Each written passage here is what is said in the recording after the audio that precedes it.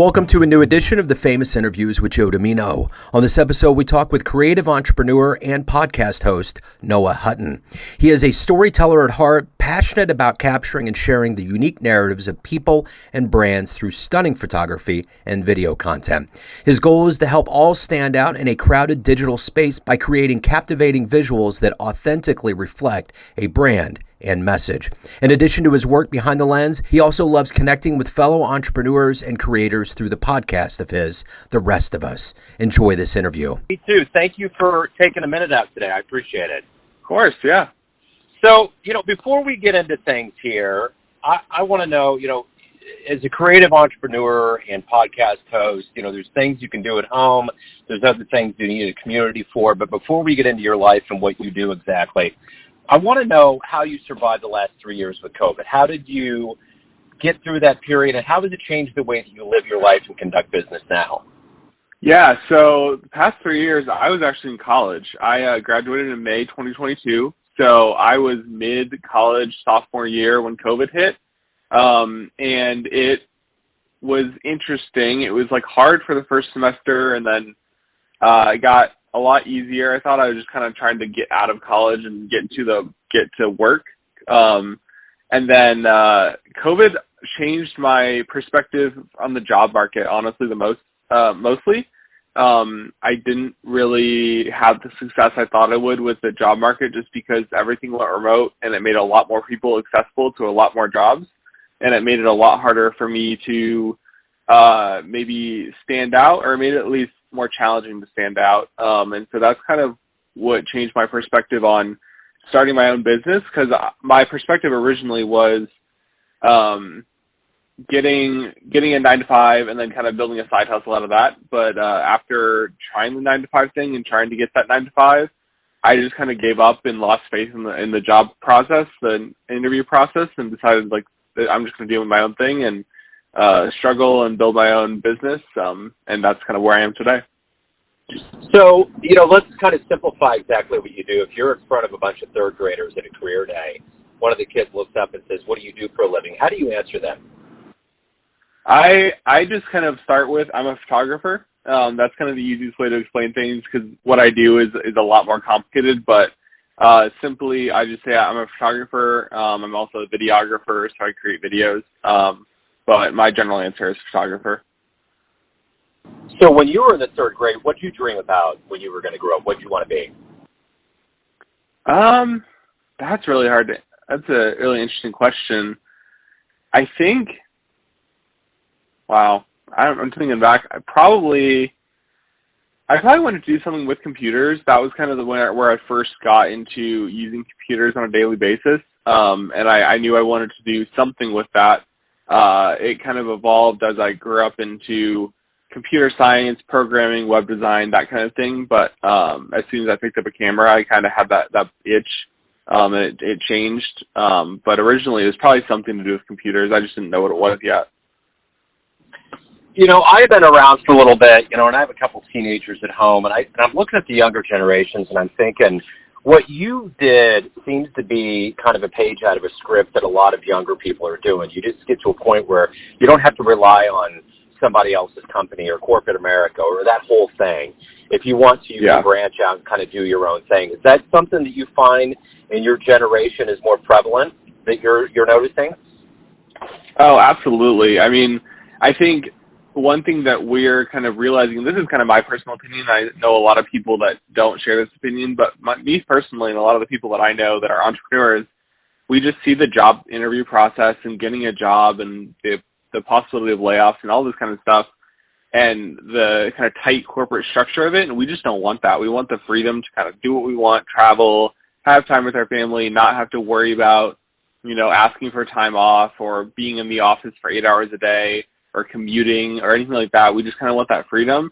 And with the rise of kind of social media and the internet, which is something I don't really like to talk about, but I still, it's very relevant, kind of the opportunity to create your own online business, whether that be as a content creator, as an influencer, or do the more standard business kind of offering services or products, I think it's way more attractive. And seeing a lot of people my age have success with that it seems a lot more attainable to people than maybe it did like 5 years ago. And COVID especially helped that kind of mindset progress throughout my generation of people. So who's been a hero or a role model for you in your life? I would say, honestly, I think one of the people I have to mention is my dad.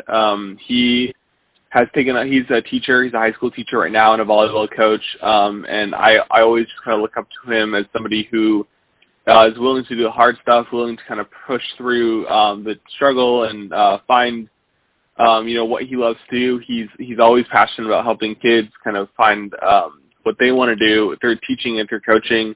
And so I always love watching him coach. I love watching him just interact with his students and his players, because I really see that passion, and something that I really look up to, because as a creative entrepreneur and as just an entrepreneur in general, it can be really difficult sometimes to kind of keep your passion when it gets really hard and it's not the most enjoyable experience. But he has gone through so many different jobs and coaching changes and opportunities and things like that, but he's always just kept that passion of teaching kids and helping them kind of grow up and learn, whether it be in volleyball or in teaching at school. So if you can meet anybody that's alive on the planet right now and spend a little time with them, talk to them, who would it be?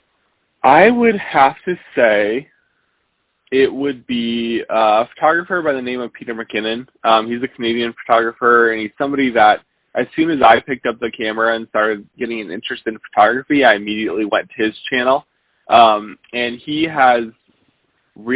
probably any photographer you talk to has been influenced by him in some way, but I think he's one of those people that has kind of gone through different, phases of his life, whether it be the way he wants to do business or the types of jobs he does, video, photography, all this kind of stuff. But I just really respect his perspective on business and on photography, and I would just love to talk to him one day about just all of that, all of the entrepreneurship stuff, how he went from being a YouTuber, and also how he kind of has learned photography and changed his style over the years, because it's definitely changed and evolved over the years.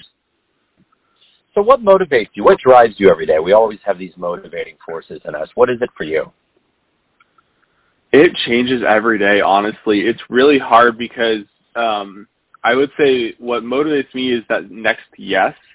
So I'm still early in my entrepreneurship career, early in my business career, and so whenever I get a client say yes, or I get a client say, oh, I'd love to talk to you about this opportunity, that's what motivates me. And there are days or weeks where I don't have a single yes. It's just no after no after no, and it's kind of like, oh, like, am I going to succeed in this business? Like, is this kind of the end of it? But every time I get that next yes, that's what kind of pushes me forward for the next few weeks or months. And also just seeing what can be down the road and talking to different clients and potential clients and seeing, maybe it'll take a year to get that yes, but kind of cultivating that relationship. I see a yes coming in the future, and it's just about continuing to push that relationship and grow it and network with people. But it's the next yes that I get every single time. That's really what motivates me. So let's say 5 years from now we talk. You're an entrepreneur. You're getting out there. The world's waking up. The whole post-pandemic era we're entering into, hopefully a newer awakening of humans. What are you hoping to see happen? Let's say we get on the phone first thing 5 years from now. What's going on, Noah? What are you going to tell me? I really just hope that we kind of get to a more positive kind of environment and positive culture. I mean, I think that there's obviously going to be negativity in the world no matter what, but I really hope that kind of there's more of a culture of supporting, and especially this younger generation that's coming up, whether it's people my age or the generation after me.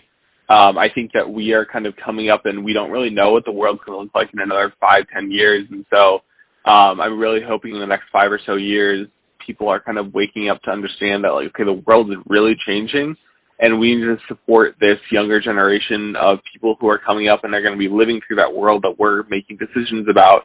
And I just hope it's a really positive change and we kind of understand the struggles that are going to be really prevalent in the next 5 to 10 years, and that we're working towards progress on those, whether it be environment, whether that be world conflicts, whether that be just hunger and poverty and all this kind of stuff. We're really waking up to all the different things that go with that, and we're making positive change towards those things. So Noah, everyone out there has a perception of you, your family, your friends, clients, colleagues, but you live your life.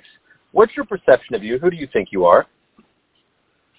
I think that I am somebody who is just always going to do the work, put in the effort, whether it's an all-nighter that I need to pull or it's, 10 hours a day, 20 or 15 hours a day, whatever it is. I'm always somebody who's going to put in the work and not settle for, good enough. I am kind of perfectionist, and I have a little bit of a battle with that every day, whether I need to just finish a project and move on, or I can put, a couple extra hours in and get it to a point where I am really satisfied with it. But I'm always going to put in the work and deliver the highest quality product I could possibly deliver, because that's just kind of the standard I set for myself. And I think in general, I'm just a person that sets really high standards for the work I do and the people that are around me.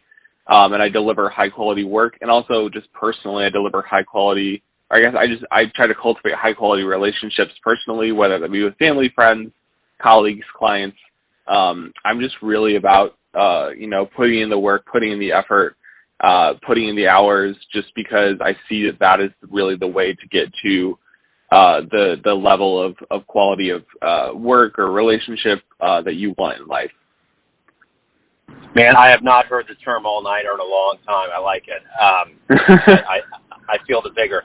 So, hey, Noah, if anyone out there wants to hire you, learn more about you, find anything out about your company, services, your world, where do they go? Absolutely. So my website is noah-hutton.com. So that's NOAH-HUTTON.com. You can find me at NTH Productions on Instagram, Facebook, and then just search my name, Noah Hutton, on LinkedIn. That's probably the best way to reach out to me. And I'd love to kind of chat with whoever's looking to work with me about any opportunities that are in the future. Wonderful. Hey, Noah, man, this has been great. I love the vigor. I love the passion. I mean, the younger energy. I mean, I come from that Gen X thing where we really try to kind of harvest that idea of really getting out there and seeing the world and being more in control of your world. It's great to see that it's happening, and good luck with everything. Absolutely. I really appreciate the opportunity. Thanks for talking. Thanks for tuning in to another famous interview with Joe Dimino, where we cover the world of art, literature, business, spirituality, podcasting, music, and more from around the globe. If you want to hear more interviews, you can visit the Famous Interviews with Joe Dimino channel on YouTube. You can also find us on Spotify and Apple Podcasts. Thanks again for listening, and until next time.